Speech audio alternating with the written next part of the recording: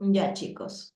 Entonces, continuemos. Vamos a observar, por ejemplo, que a nivel de bacterias, la reproducción viene a ser asexual por bipartición o gemación o parasexual a través de conjugación.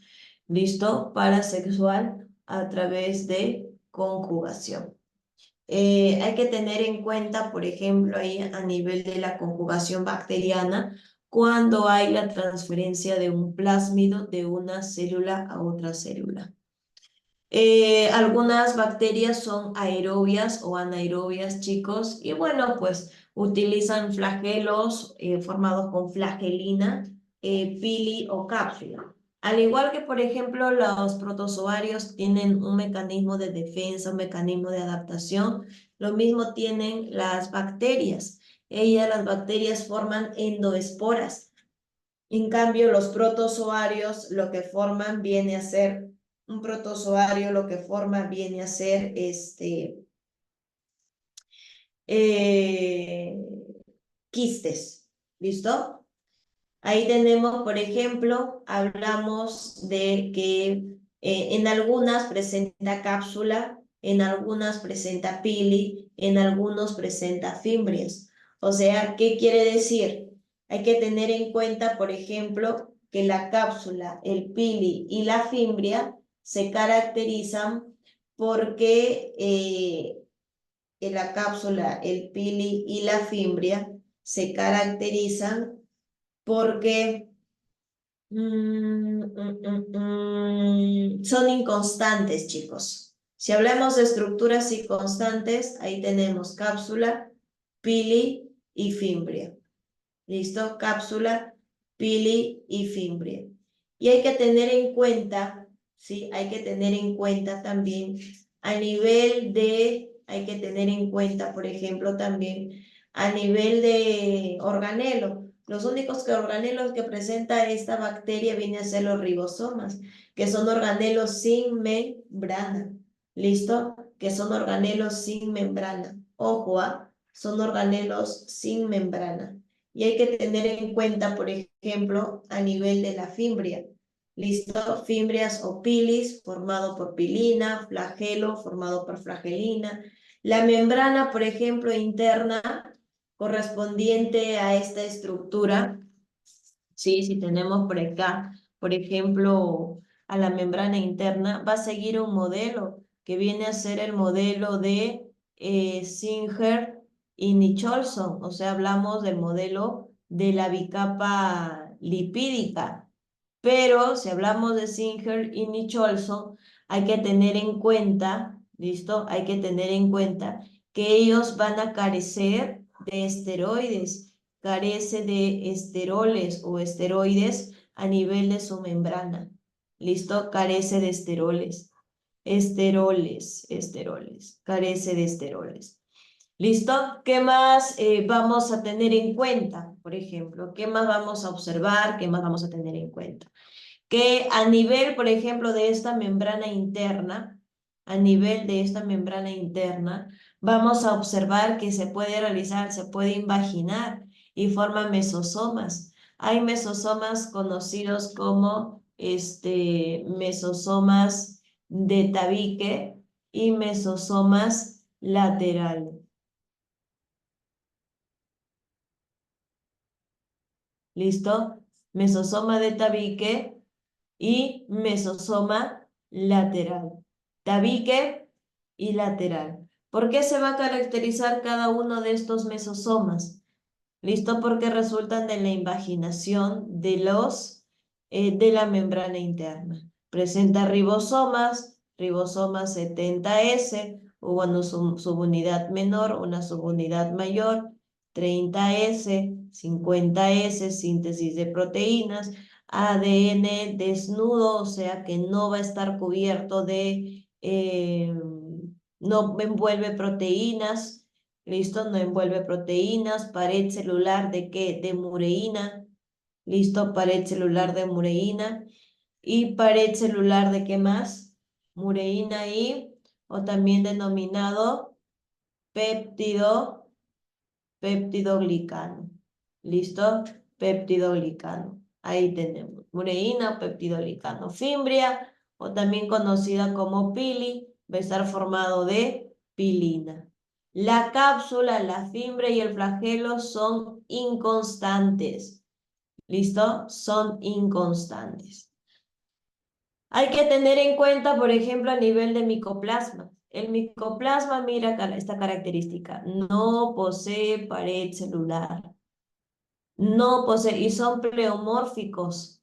¿Listo? PPPLO.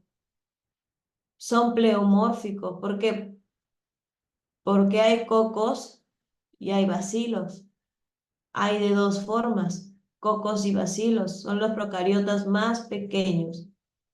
¿Listo? Y este sí, a nivel de su membrana, como no tiene pared celular, a nivel de su membrana sí presenta esteroles.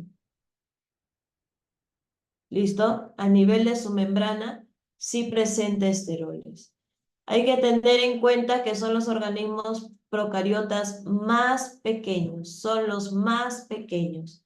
¿Listo, chicos? Son los más pequeños. Hablamos de Mycoplasma pneumoniae, neumonía típica, membrana, los esteroles, etc. A nivel de las riquecias, por su parte, hablamos de parásitos intracelulares obligados, hablamos de que son abastonados, están relacionados con artrópodos, chupadores de sangre, pulgas, piojos, garrapatas. Hablamos, por ejemplo, del tifus y la fiebre Q, lo que causa. Entonces hay que tener cuidado cuando tú ves a tu vecino, a tu mamá comiéndose los piojos, cuando sacan del hermano, de la hermana, el chiquito, chiquita. No, no se comen los piojos, dile. ¿Por qué? Porque estos piojos pueden tener a riquecias, que son parásitos intracelulares obligados y son, ¿qué cosa? Abastonados. Porque las clamidias son también intracelulares obligados, pero son esféricos. Ejemplo de la clamidia, tracoma y linfogranuloma venéreo, por ejemplo. Ahí encontramos. Mira la garrapata. ¿Listo? Principales enfermedades, ahí está, mira, Bacillus anthracis. ¿Qué es lo que causa? El anthrax en ser humano y carbunco en animales. Esta Bacillus anthracis se puede infectar a los animales de granja y se disemina en humanos a través de la piel o de manera respiratoria. Lamentablemente que si se habla de manera respiratoria llega rápidamente y puede matar a la persona. Por eso es que antes te dabas cuenta que mandaban sobres con anthrax y rápidamente la persona moría. ¿Por qué razón? Porque cuando ingresa por vía respiratoria, ataca rápidamente a nuestro sistema inmunológico. El Staphylococcus aureus con el Staphylococcus pyogenes hablamos de infección a la piel. Solo que el aureus causa el furúnculo, causa celulitis, causa erisipela. En el caso de Staphylococcus pyogenes, hablamos de la infección a la piel, hablamos de la faringoamigdalitis. ¿Listo? Hay que tener en cuenta, por ejemplo, a nivel de la faringoamigdalitis. Y tenemos por acá a nivel del Streptococcus pneumoniae. Hablamos, por ejemplo, de la neumonía de la comunidad. En este caso de Streptococcus pneumoniae, neumonía de la comunidad. Hablamos a nivel de bronquiolo, alveolo, normales, por ejemplo, cuando están con neumonía, hay acumulación de flujo en el alveolo. ¿Listo? Streptococcus mutans, mira lo que va a causar la caries dental. ¿Listo? Mycobacterium tuberculosis, por ejemplo, cuando hablamos de Mycobacterium tuberculosis, vamos a observar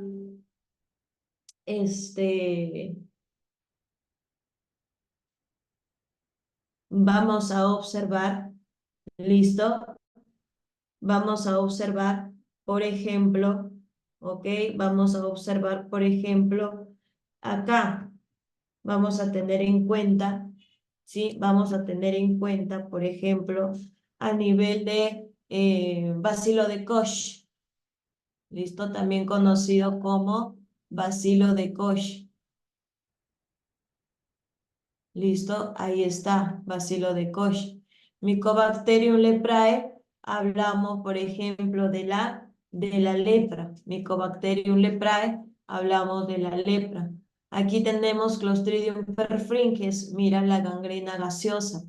La gangrena gaseosa se va a caracterizar, pues viene a ser la bacteria necrosante. Mira lo que puede causar en la piel. Por eso es que muchas personas cuando están atacadas con este Clostridium perfringens entran a una cámara hiperbárica para poder eliminar y matar a esta bacteria. ¿Listo? Mira todo el daño que puede causar, incluso puede llegar hasta, obviamente acá ya va a haber amputación, porque si no va a llegar a ser una infección generalizada. ¿Listo? Tenemos el Clostridium botulinum, causa el botulismo. El Clostridium tetani, el tétano, mira cómo es que las personas sufren este tipo de enfermedades, cómo es que el cuerpo se les vuelve rígido. ¿Listo? Corynebacterium diphtheriae, mira, hablamos por acá de la difteria. ¿Listo? Difteria. Bordetella pertussis, hablamos de la tosferina, tos convulsiva. El bacilo de Bordet-Kenham, por ejemplo. Tenemos por acá a Helicobacter pylori, mira lo que causa a nivel del estómago, una úlcera o cáncer al estómago. Escherichia coli, la enfermedad diarrea, conocida también como la diarrea del viajero. ¿Listo? Conocida también como diarrea del viajero. Y hay que tener en cuenta, por ejemplo, a la Shigella dysenteriae. Si hablamos acá a nivel de Shigella dysenteriae, vamos a tener en cuenta la diarrea, pero con moco y sangre. ¿Listo? Diarrea con moco y sangre. Tenemos, por ejemplo, acá Salmonella typhi. Salmonella también llamada como bacilo de Ebert. Hablamos de que causa la salmonelosis y causa la fiebre tifoidea. ¿Bacilos de qué? Bacilos de Ebert causa la salmonelosis y causa la fiebre tifoidea. En este caso, vamos a tener, por ejemplo, a nivel del cólera asiático. A nivel del cólera asiático, vamos a caracterizarnos, ¿por qué? Porque se va a, bueno, vamos a observar que viene a ser, por ejemplo, chicos, el Vibrio chlorerae. Mira, tiene forma de coma, es un vibrio. ¿Listo? Causa diarreas, deshidratación extrema. La Yersinia pestis presenta acá la pulga. En la pulga se le conoce como Xenophila cheopis. Si estoy avanzando, chicos, es porque es un repaso. ¿Listo? Xenophila cheopis. Y este es el vector de esta bacteria que viene a ser Yersinia pestis. ¿Listo? Yersinia pestis. ¿Qué es lo que causa la Yersinia pestis? La peste bubónica. ¿Listo? ¿Qué más? Bartonella basiliforme, la enfermedad de Carrión, la fiebre de la orolla o enfermedad de Carrión. Él se inoculó esta Bartonella basiliformis para poder saber cuáles son los síntomas y poder encontrar una cura. Neisseria meningitis. Hablamos, por ejemplo, de la meninges. ¿Listo? Síntomas principales de la meningitis, por ejemplo. Fiebre, náuseas, sensibilidad a la luz, vómitos, sarpullidos, dolor de cabeza, sueño extremo, cuello rígido. Neisseria gonorrheae. Mira, ¿dónde se encuentra? Fuera si se aloja en el seno, si se aloja en las partes íntimas, por ejemplo. Mira todo lo que se va a formar. O también conocido como chancro duro. ¿Listo? Treponema pallidum, sífilis, presenta 3 etapas, 2 etapas, bueno, 3. La primera, la etapa, luego viene la etapa latente y luego viene la segunda etapa. En la primera etapa aparece esto, mira, aparece lesiones a nivel de los órganos, pero ya a nivel de segunda etapa, luego viene etapa latente y la segunda etapa, ya cuando ataca todo el cuerpo, todo el organismo. Sistema cardiovascular también. A Haemophilus ducreyi chancro blando, por ejemplo. Mira las heridas que se va a causar a nivel de las partes íntimas. ¿Listo? Ahora, otro filum dentro de los procariotas tenemos al filum cianofitas. Filum cianofitas o cianobacterias. Su pared celular sí es mureína, pero también presenta celulosa. Y vamos a tener en cuenta que presenta una nutrición autótrofa en organismos fotosintéticos, organismos liberadores de oxígeno, organismos que poseen clorofila A y otros pigmentos. Y vamos a tener en cuenta, por ejemplo, a nivel de su reproducción, asexual por bipartición. Asexual, no sexual. Tenemos acá, por ejemplo, miren la oscilatoria princeps. La oscilatoria princeps es la que realiza fotosíntesis. ¿Listo?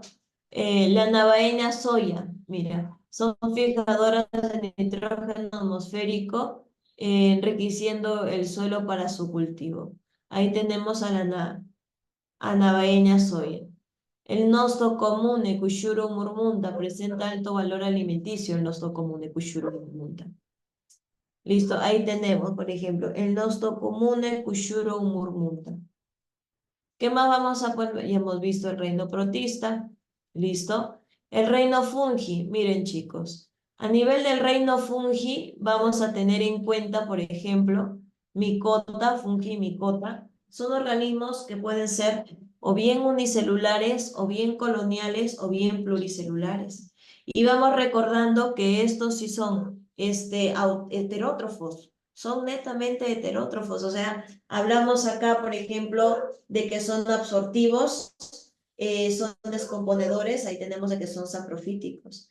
Son de distribución cosmopolita, o sea, habitan ambientes húmedos y presentan la mayoría de pared celular de quitina y carecen de plastidios. ¿Listo? La respiración es aeróbica, es generalmente aeróbica, o sea, posee levaduras que son aeróbicas también. ¿Listo? Posee levaduras que son aeróbicas. Tenemos, por ejemplo, a nivel del fungi.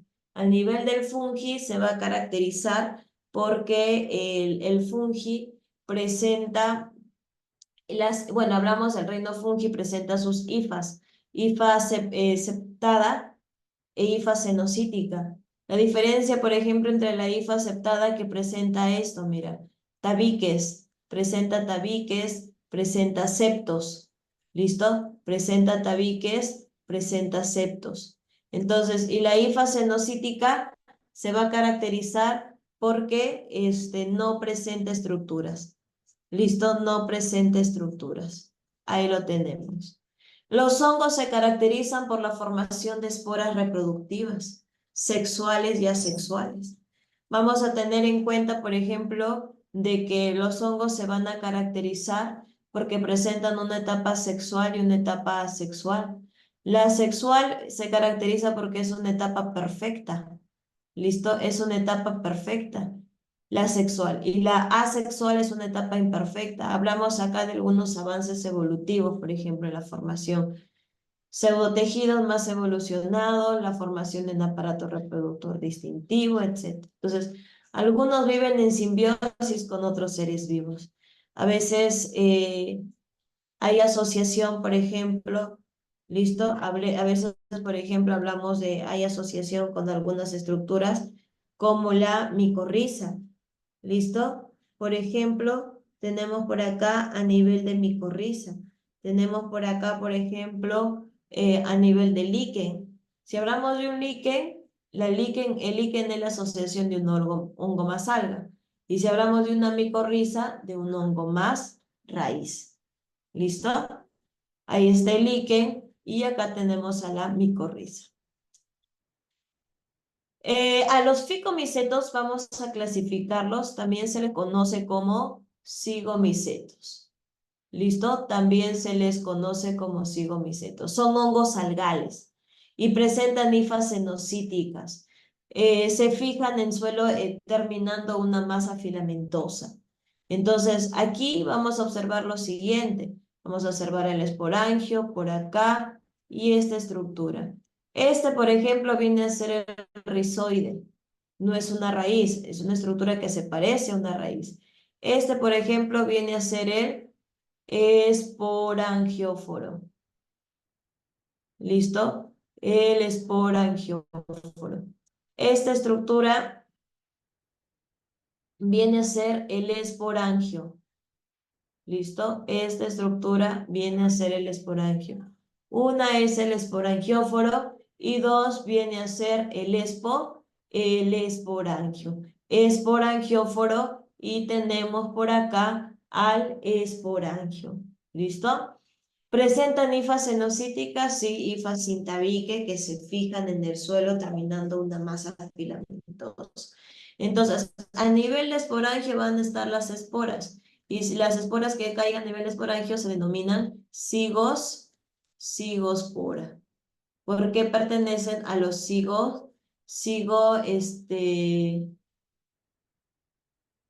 vamos a encontrar que pertenecen a los cigo, vamos a encontrar que pertenecen a los cigomicetos. ¿Listo? Encontramos que pertenecen a los cigomicetos. ¿Y qué más vamos a tener en cuenta? Por ejemplo, ahí está a nivel del moho negro del pan. ¿Listo? A nivel del arroz, por ejemplo, ahí está el estilado carbo. Tenemos en el caso de los ascomicetos hongos en forma de saco. Es el grupo más grande. Este presenta hifas sectadas, presenta las esporas que crecen en un saco se denominan ascas. Listo. Por ejemplo, vamos a tener lo mismo acá, tiene forma de saco. Tenemos lo mismo ahí. ¿Listo? Ahí está. Viene a ser, ¿qué cosa? Una asca. Y por acá vamos a tener en la parte central que viene a ser una ascospora. Ejemplo, ¿a quién encontramos acá? A las levaduras. Ejemplo, de forma unicelular, tenemos a Saccharomyces cerevisiae, o sea, la levadura de la cerveza. Y tenemos, por ejemplo, acá a sus formas pluricelulares, por ejemplo, a los mohos. En el caso de los mohos, ¿quién está? La Neurospora crasa, el moho rojo del pan. Y en el caso de Clavicias purpurea igual, el cornezuela del centeno, las trufas. Vamos a tener en cuenta a nivel de los basidiomicetos, a nivel de los hongos comestibles, Agaricus campestris, el champiñón, a nivel de hongos venenosos, falos impúdicos, hongo maloliente, a nivel de boletos satánicos. ¿Listo? El cuerpo está constituido por una gran cantidad de hifas tabicadas entrelazadas. Ahí lo encontramos. En el caso de los oomicetos, ahí tenemos en cuenta a nivel de los hongos, y óvulos. ¿Listo?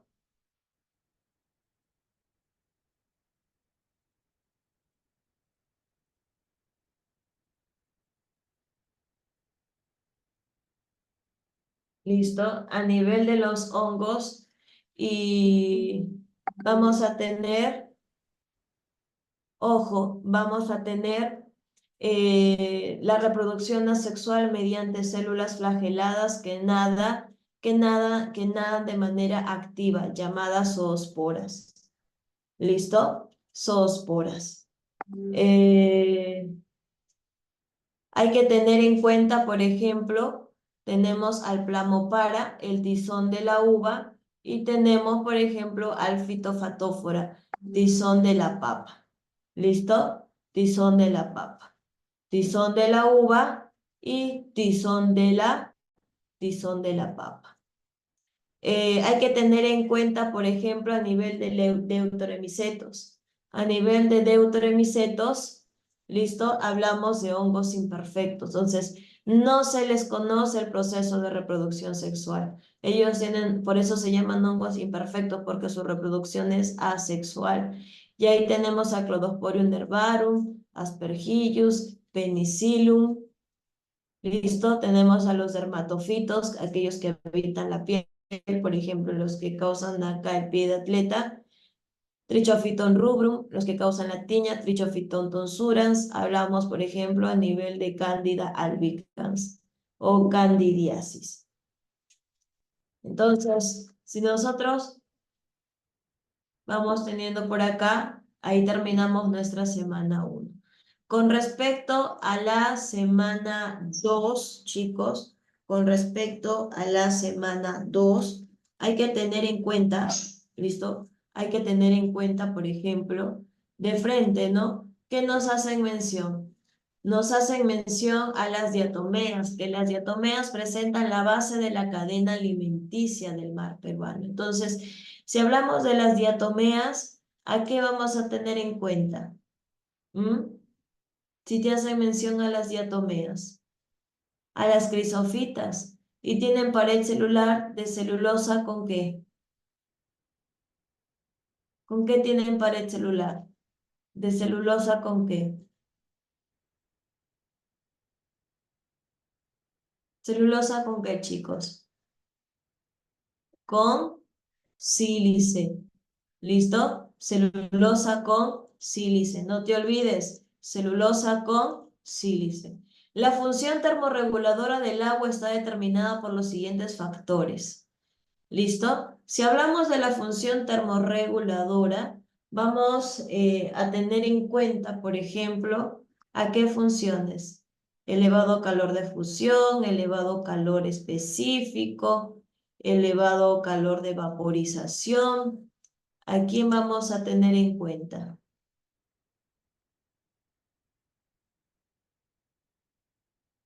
¿Mm? A ver, chicos.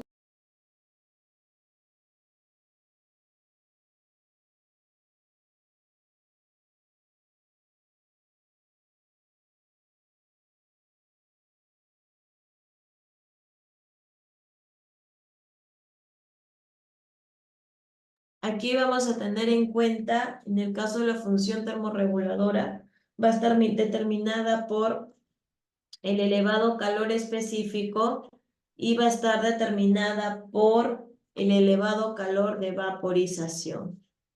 ¿Listo?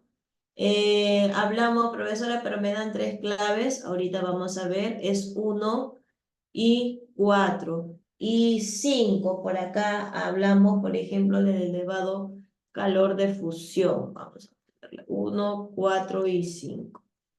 ¿Listo? 1, 4 y 5. ¿Por qué? Porque la elevada constante dieléctrica, si tenemos por acá, por ejemplo, de la elevada constante dieléctrica,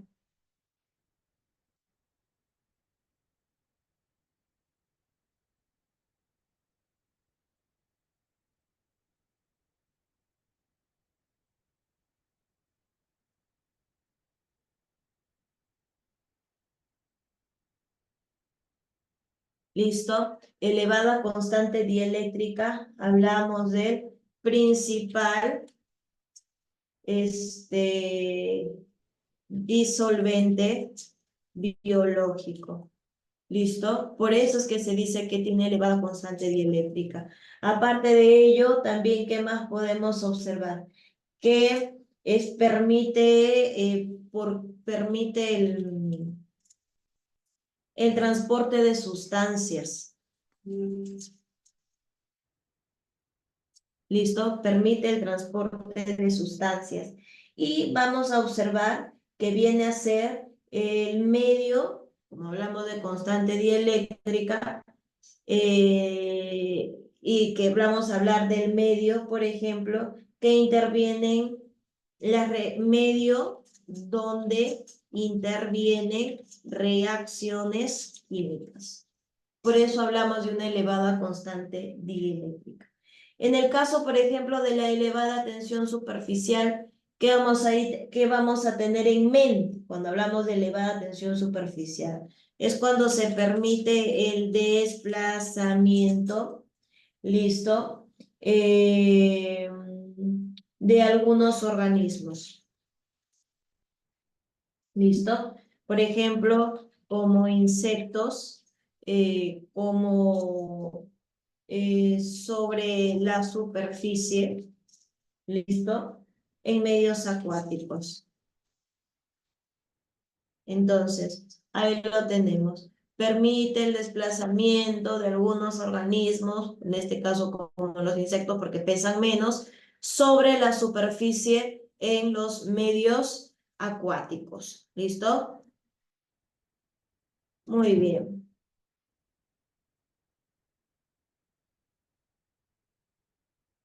Ahí lo tenemos.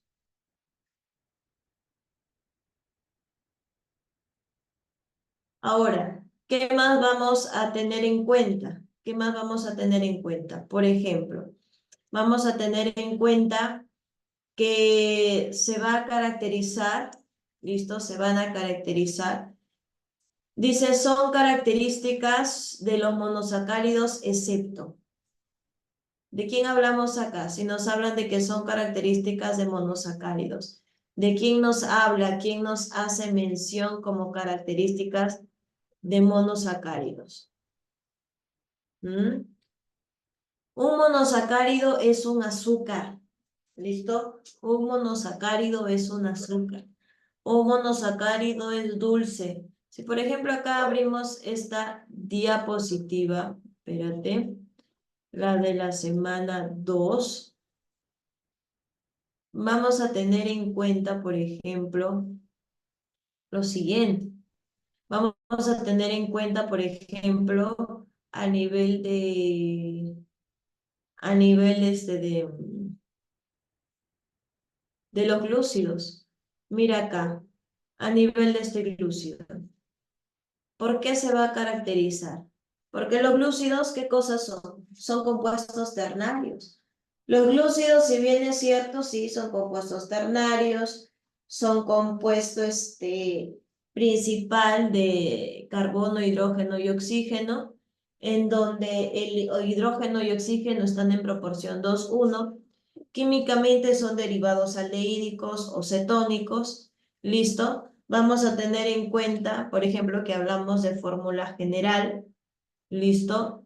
Y vamos a observar, por ejemplo, que presenta un CH2O y tenemos ahí el N. Es el número que indica la cantidad de carbonos y de oxígenos que la molécula tiene. Entonces, hay que tener en cuenta, por ejemplo, que si el origen biológico de los glúcidos, ¿cuál viene a ser? La fotosíntesis. Y si hablamos, por ejemplo, de situaciones de emergencia en el hombre, ¿cuál vendría a ser? La gluconeogénesis.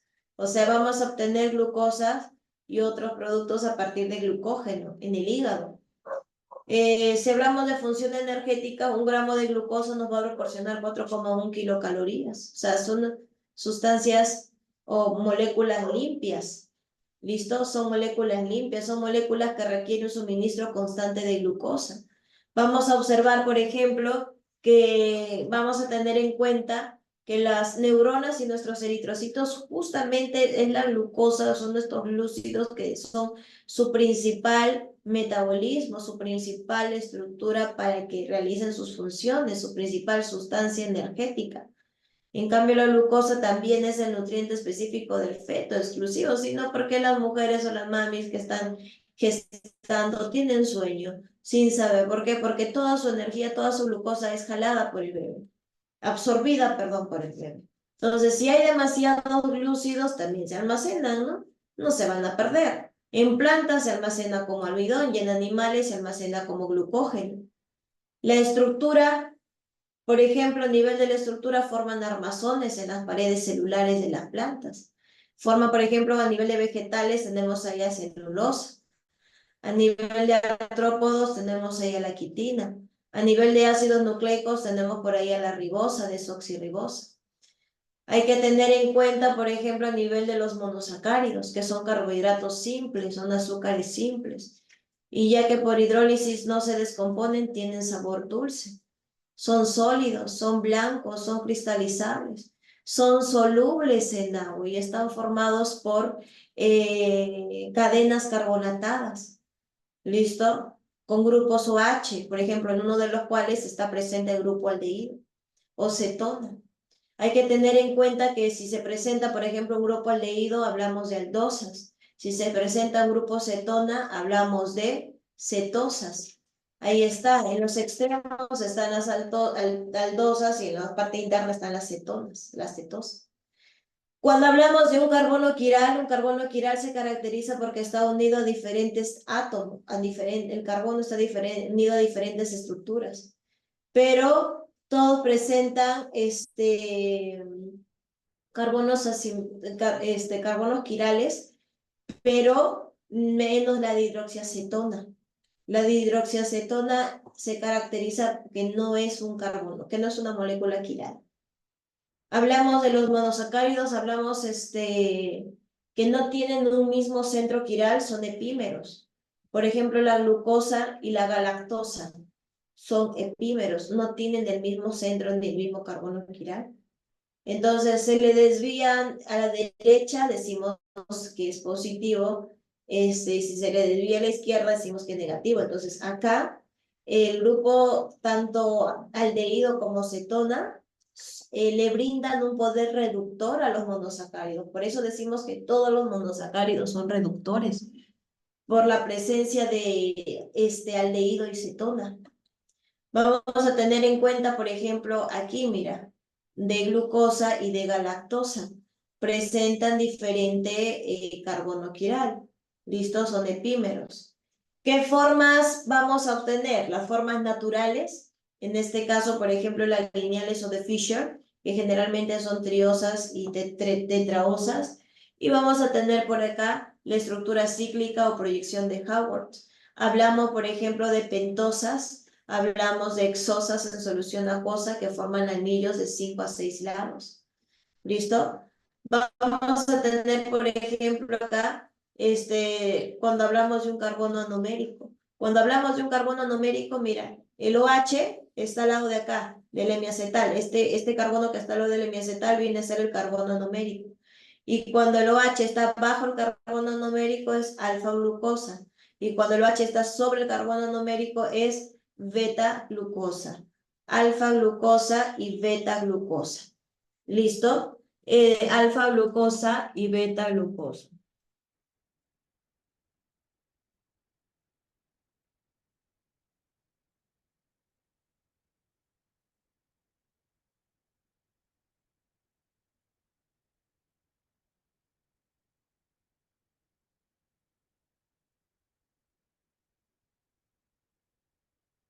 ¿Listo? Hay que tener en cuenta alfa-glucosa y beta-glucosa. Ahora, si hablamos acá de los principales monosacáridos, tenemos ahí a triosa, gliceraldehído, tetrosa, la eritrosa, pentosa, ribosa, la vinosa, silosa, glucosa, ahí está la manosa, galactosa, talosa. Esos son aldosas. En cambio, en el caso de las cetosas, ahí está la dihidroxiacetona, la eritrulosa, la ribulosa, la celulosa, la fructosa, la heptosa o heptulosa. La glucosa es un monosacárido dulce, chicos. Está, por ejemplo, en la uva, está en la sangre. Si está en la uva, se llama azúcar de la uva, y si está en la sangre, azúcar de la sangre. Entonces, es el principal azúcar que es utilizado en nuestro metabolismo celular. O sea, tú no le vas a dar a un diabético uva, lo matas. ¿Listo? En la polimerización, cuando hablamos de polimerización, hablamos de la unión de puras glucosas. Entonces, la polimerización en vegetales se conoce